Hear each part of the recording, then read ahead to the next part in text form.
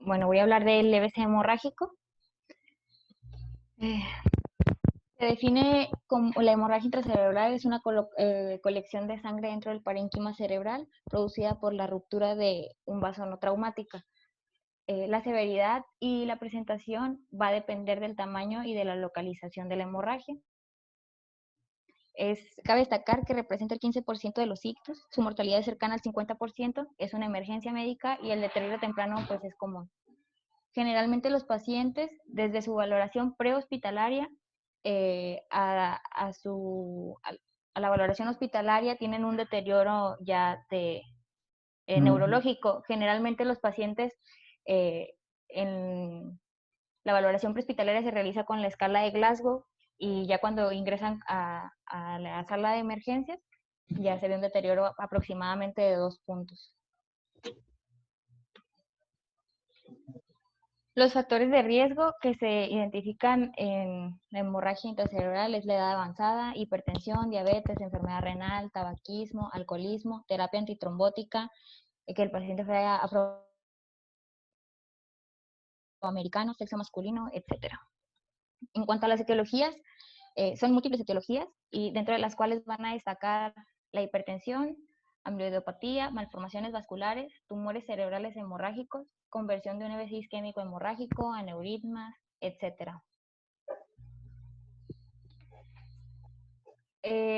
Cada quien tiene sus clasificaciones, en muchas literaturas se describen bastantes y son muy amplias, pero de manera general las podemos clasificar así. La hemorragia intracraneal es primaria o secundaria. Primaria se define la hipertensión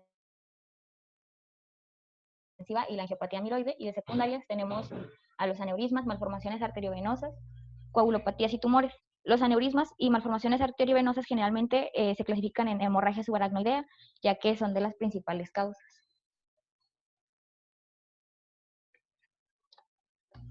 Bueno, vamos a hablar de la etiología hipertensiva. Son 3 las lesiones en las arteriolas cerebrales perforantes de hipertensos crónicos a los que se les atribuye el papel, ¿no?, de la hemorragia. Está la necrosis fibrinoide, la lipohialinosis y el aneurisma de Charcot-Bouchard. Este aneurisma es el de mayor importancia, ya que estos son los que se rompen y ocasionan la hemorragia cerebral. La localización son localizaciones profundas, es decir, ganglios basales, caudado, tálamo, porque pues son por los vasos sanguíneos perforantes. De modo de frecuencia, el putamen es de los más afectados, en el 35-50%, seguido por el cerebelo en el 10 al 30%, tálamos del 10 al 15% y pontinas del 10 al 15%. La hemorragia pontina es la que tiene mucho mayor mortalidad. Cabe destacar que la hipertensión es la responsable de la mayoría de los hematomas estriatocapsulares, como ya se mencionó. Bueno, en cuanto a la angiopatía amiloide, generalmente es en pacientes añosos y que no son hipertensos. Estas hemorragias se presentan en regiones lobares y generalmente tienen antecedente los pacientes de un evento previo. En ocasiones se asocian a demencia tipo Alzheimer y generalmente no hacen efecto de masa, porque se pudiera decir que en el cerebro ya hay bastante atrofia como para que haya el cupo para la hemorragia, por así decirlo. El paciente va a tener deterioro neurológico dependiendo de la localización de este. La angiopatía amiloide en sí, su diagnóstico definitivo pues es por biopsia. Necesitamos la tinción rojo Congo para poderla distinguir. Pero podemos tener casos probables y casos posibles. Los casos probables es el paciente que tiene datos clínicos en la resonancia OTAC que demuestran hemorragias múltiples, la edad mayor a 55 años y ausencia de otra causa de hemorragia. Y el posible es el paciente que tiene mayor de 55 años, mayor o igual, hay ausencia de otra causa de hemorragia y los datos en el TAC muestran solamente la hemorragia única lobar. Aquí tenemos la imagen de un TAC en la que se puede ver una hemorragia lobar. Esta la saqué de un artículo que hablaba sobre la angiopatía amiloide. Y aquí se ve una resonancia en el lóbulo frontal, la hemorragia en el lóbulo frontal. Bueno, hablar de las malformaciones arteriovenosas. Estas son las segunda causas de hematomas intraparenquimatosos. Las malformaciones arteriovenosas son como defectos en el ovillo, por así decirlo. Desde el nacimiento de la arteria llegan a un ovillo que directamente va a drenar a la vena y en ese ovillo no hay capilares. Se pueden clasificar en muchas maneras, de acuerdo a su tamaño, a su localización, al drenaje que tienen. Las manifestaciones clínicas pueden ser crisis convulsivas, que son en malformaciones que están muy grandes, y en hemorragias intraparenquimatosas, que esas son las que nos importan, que son en malformaciones más pequeñas. Se detectan generalmente entre la segunda y cuarta década de la vida y después de tienen riesgo de resangrado y son de las principales complicaciones que tienen las malformaciones arteriovenosas, pero conforme va pasando el tiempo, pues se va disminuyendo este riesgo. Después del primer año va del 2 al 4%.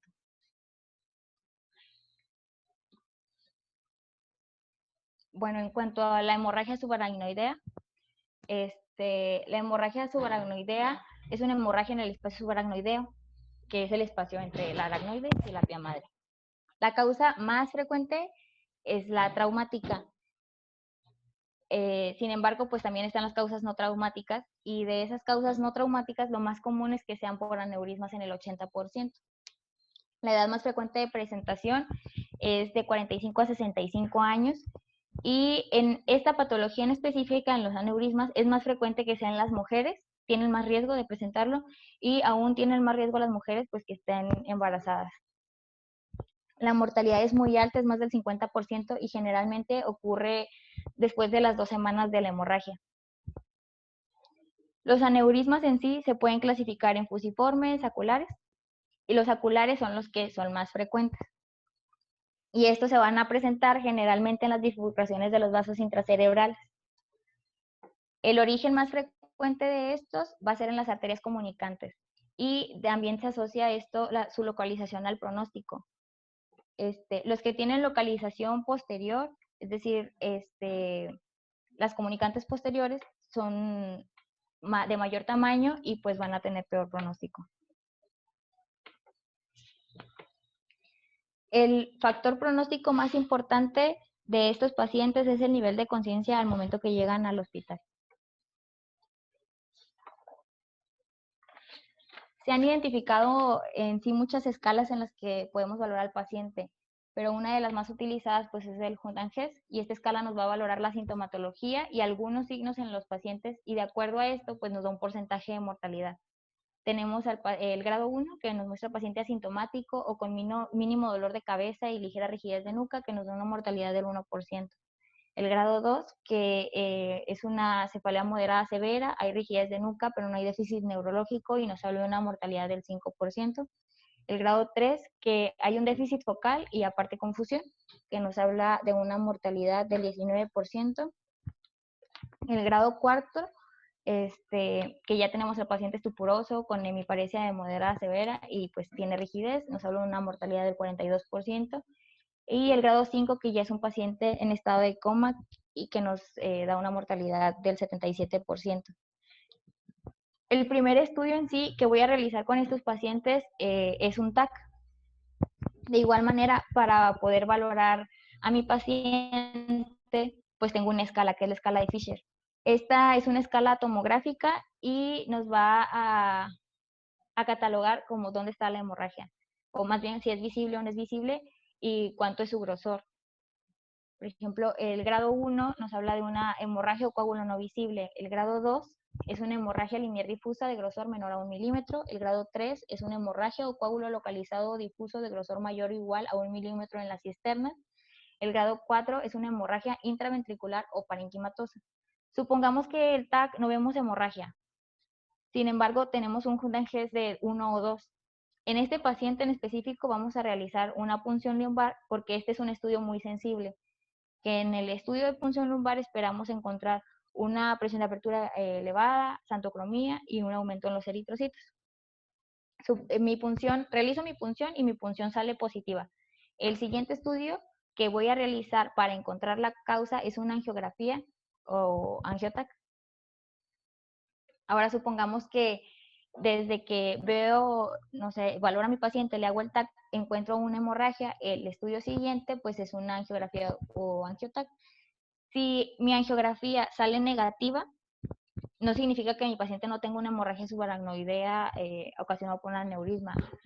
Vamos a repetir este estudio a la 1 o 2 semanas porque una de las complicaciones que hacen esos pacientes es un vasoespasmo. Entonces, como que se ocluye y no puede ser visible. De las complicaciones en este tipo de pacientes, lo más temido, pues son el resangrado, porque nos va a aumentar todavía más la mortalidad. Y pues el vasoespasmo, como ya les comentaba, que se presenta entre el día 4 al día 10 y esto provoca pues más isquemia. Aquí podemos ver una imagen de la escala de Fisher, que era lo que les comentaba para clasificar la hemorragia subaracnoidea. El grado 1, pues si se ven, no vemos nada de hemorragia. El grado 2 es sangre difusa con capa menos de 1 milímetro. El grado 3 ya es mayor de 1 milímetro verticalmente y pues el grado 4 ya hay afección intraventricular.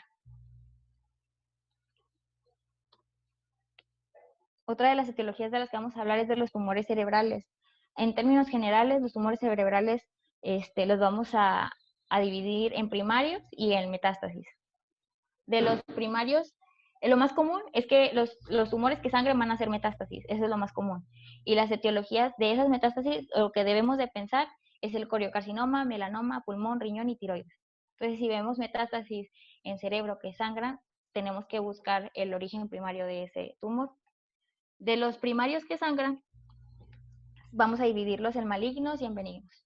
Malignos, el glioblastoma multiforme, meduloblastoma. El glioblastoma pues ya más frecuente en adultos y el meduloblastoma en niños. Y de los de niños, el adenoma de hipófisis, meningiomas, hemangiomas. Recordemos que los tumores que sangran más frecuentemente son las metástasis. Ahora vamos a hablar de la hemorragia intracerebral por terapia antitrombótica. Los anticoagulantes orales como tal, pues nos van a aumentar el riesgo el riesgo de hemorragia intracerebral. Para estratificar el riesgo que tiene mi paciente de que vaya a sangrar, está la escala de Hazlitt, que según la puntuación mayor o igual a 3 puntos, pues ya me habla de un riesgo bastante elevado. Y ya el beneficio, pues no, riesgo-beneficio, no concuerda, por así decirlo.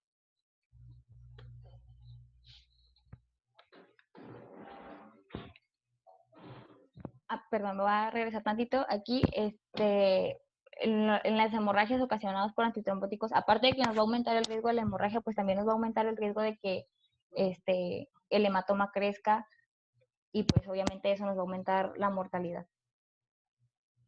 Bueno, ahora sí, vamos a hablar de la fisiopatología.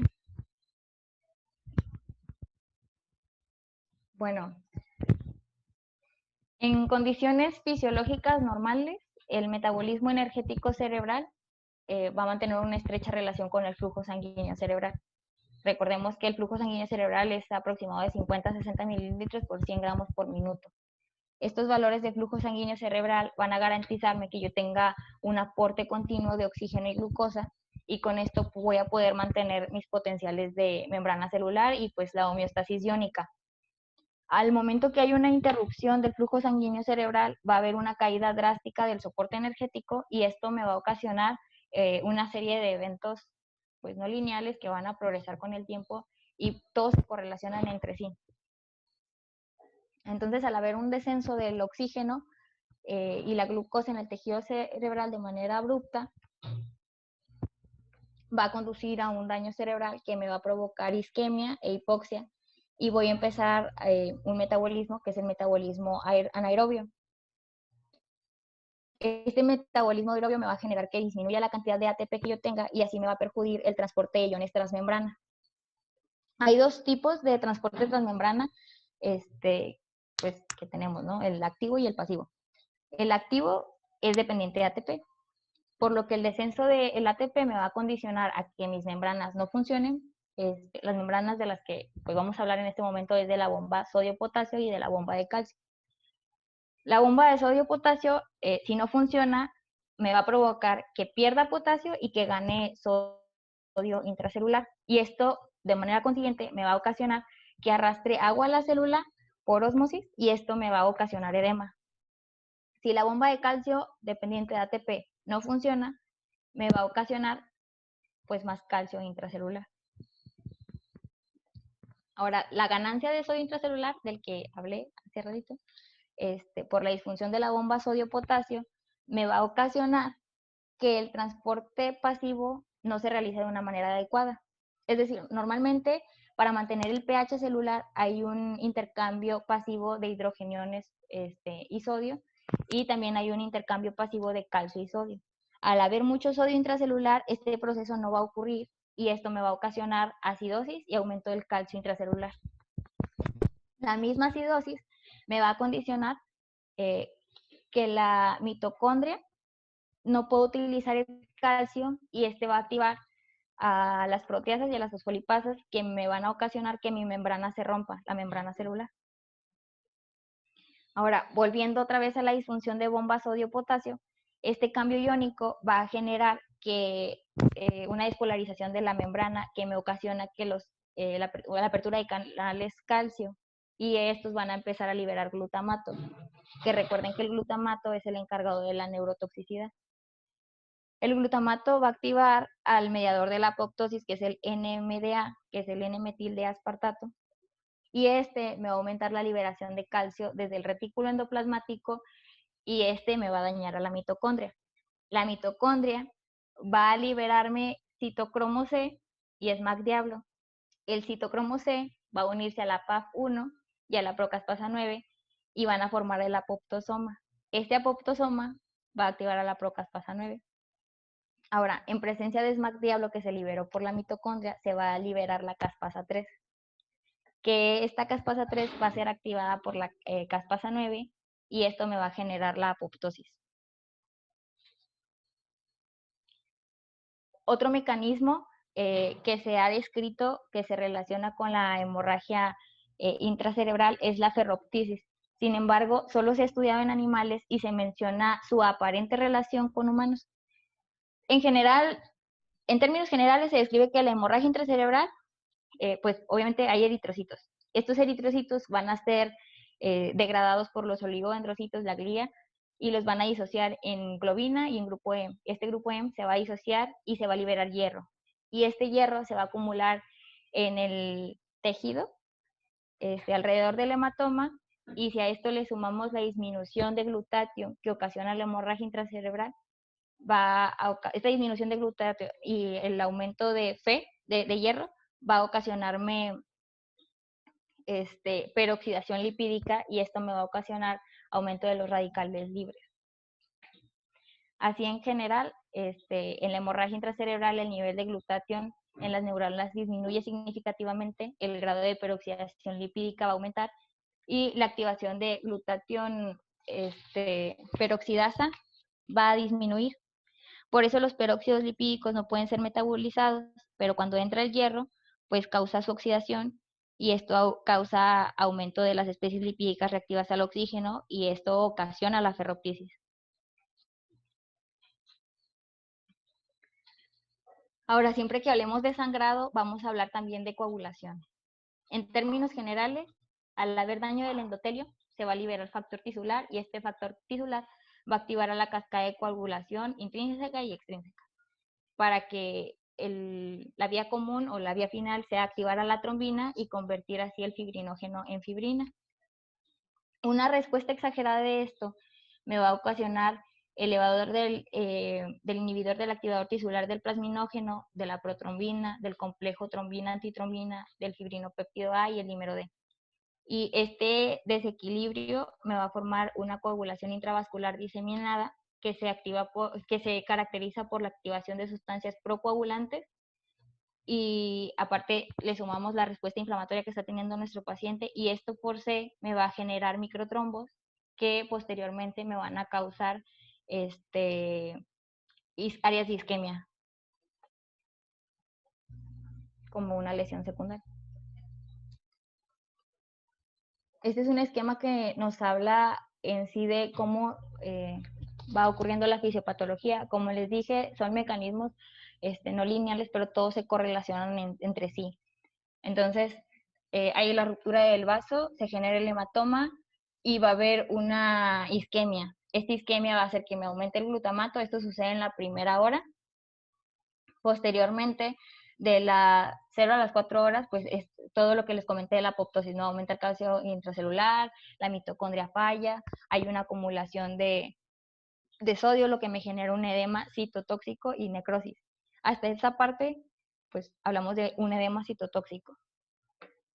Posteriormente, de los 4 a los 7 días, pues ya tenemos lo que les comenté de la ferroptisis, que es por la microglía, que me va a generar radicales libres, aumento de las metaloproteasas, me va a activar al complemento, se aumentan las interleucinas, el factor de necrosis tumoral alfa, la interleucina 1 beta, que también es procoagulante.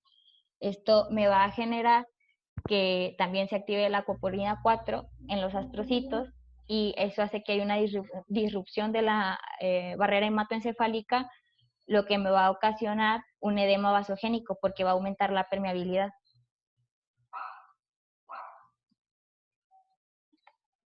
Este es un esquema en el que hablamos en sí de las generalidades de cada una de las muertes que se ven en la hemorragia intracerebral o en sí en los procesos celulares. Lo que cabe resaltar aquí es que, por ejemplo, la ferroptisis, la apoptosis, la autofagia, se ve regulado por el P53. En la apoptosis, pues ya hay participación de las caspasas y las del BCL2. Y en la necroptosis, aquí ya están los radicales libres, ¿no?, asociados.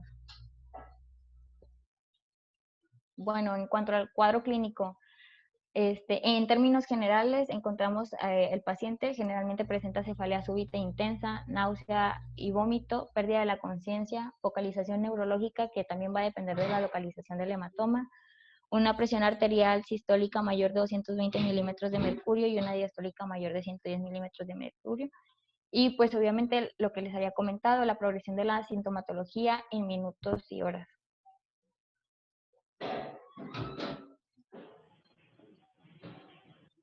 La valoración diagnóstica, pues es bien importante la historia clínica, ya que con un buen interrogatorio, desde sus enfermedades crónico-degenerativas, tratamientos y toma de no anticoagulantes, así como inicio y duración y la progresión de la sintomatología, pues nos va a poder dar la pauta a lo que tenemos que hacer y también a lo que nuestro paciente pues necesita. Y de su etiología nos puede orientar un poco su etiología, un buen interrogatorio. La exploración física nos orienta el nivel de la lesión y nos puede buscar, nos puede ayudar a buscar intencionadamente imágenes en el TAC. Los estudios de neuroimagen, el estudio de primera intención es el TAC. Ojo, hablo de primera intención, no de el de elección, porque pues el de elección va a depender de la etiología después. Los estudios de laboratorio, pues tenemos que pedir biometría hemática, química, enzimas cardíacas, tiempos. Hay que hacer mucho énfasis en la glucosa capilar, porque un aumento en la glucosa capilar pues nos aumenta la morbimortalidad.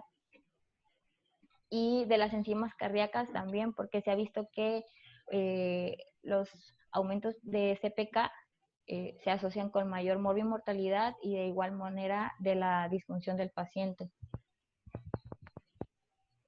Del electrocardiograma, pues también tenemos que tomar un electrocardiograma porque tienen los pacientes con un evento cerebrovascular, hay cambios propios en el electrocardiograma.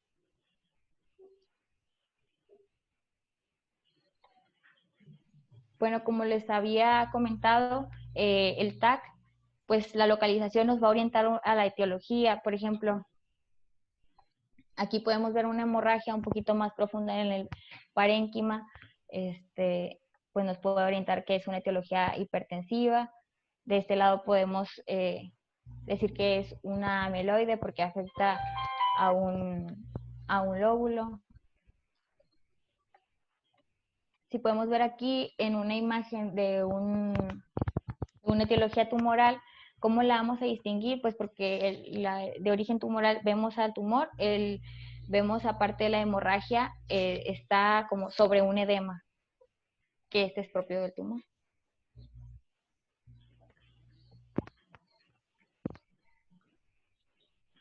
Ahora, para medir el volumen del hematoma tenemos este método, que es el método ABC2. Para poder medir el volumen del hematoma, contamos con este método que ya les comento, y vamos a tomar en cuenta el área donde se localiza la mayor extensión del hematoma. El A es trazar una línea perpendicular para medir el área más larga de la hemorragia.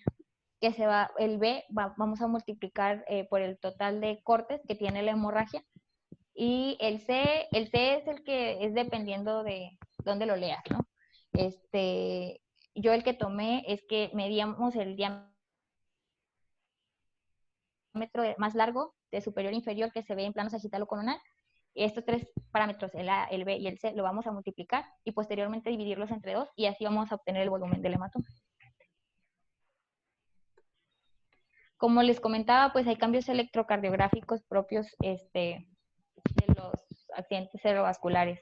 Estos fueron descritos por Bayer en 1947 y se ve que se presentan en la fase aguda.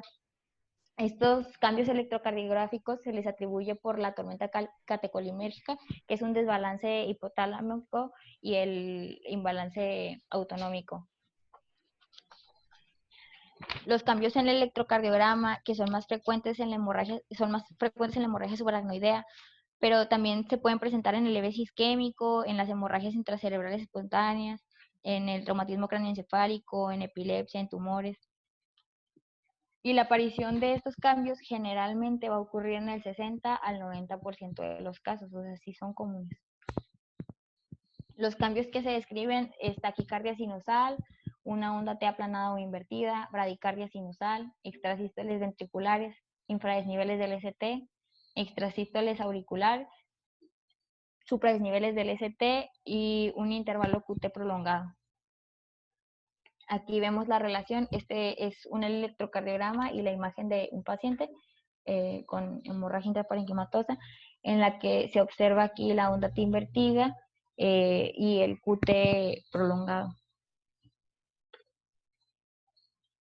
Ahora, una escala que utilizamos para poder darnos un panorama completo del estado clínico del paciente es el ICH score, ya que este puntaje pues se va a obtener si nosotros le sumamos la edad del paciente, la escala de Glasgow con la que inicial del paciente, el volumen del hematoma, la localización del hematoma, si es supra o infratentorial y la presencia de hemorragia interventricular.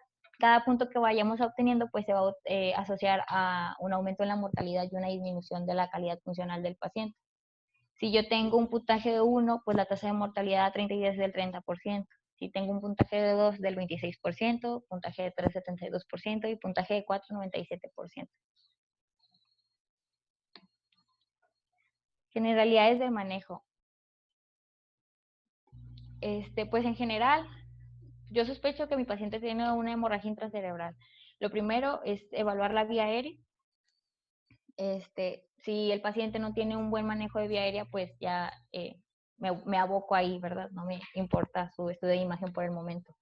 En cambio, si tiene un buen manejo de vía aérea, pues ya me enfoco en solicitarles estudio de imagen, hacerle su adecuada historia clínica, su exploración física, lo que comentaban ahorita del control de la TEA. Se espera que esté en un rango la presión arterial sistólica de 140 a 180 milímetros de mercurio.